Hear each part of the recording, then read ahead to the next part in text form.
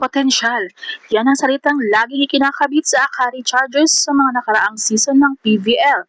May star power, may talento at may pondo, pero madalas kinakapos sa dulo. Pero ngayong 2026 PVL on Tour, tapos na ang yugto ng pagiging bago. Panahon na para sa pagdomina sa pag-ikot ng liga sa iba't ibang probinsya sa bansa. Bit-bit ng Akari na ang isang misyon. Patunayan na hindi lang sila basta powerhouse sa papel, kundi isang lehitimong contender sa trono. Sa ilalim ng sistema ni Head Coach Tina Salak, inaasahang magiging mas mabilis at mas agresibo ang Chargers. At sino pa ba ang mambubugbog sa attack line?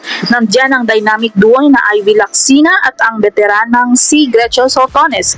Ang kombinasyon ng tangkad ni Lacsina at talino sa court ni Soltones ay sakit sa ulo para sa kahit sinong defense coordinator.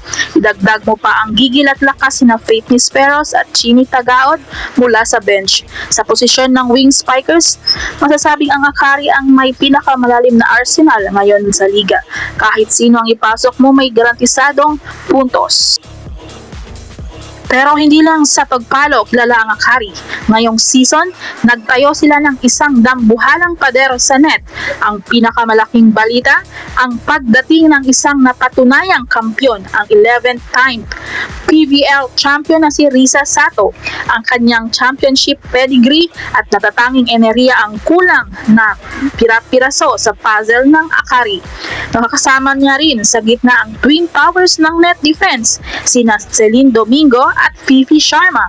Kung noong nakaraan ay nahihirapan silang pigilan ng mga reinforcement at heavy hitters ng kalaban, ngayon good luck na lang sa mga susubok dumaan sa harap ng Akari.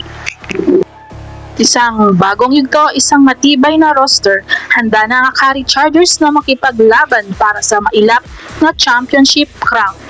Abangan ang kanilang unang pagsabak ngayong July 8 sa Ilagan, Isabela laban sa Zeus Coffee. Kakayanin ba ng Chargers na iuwi ang kanilang kauna-unahang corona?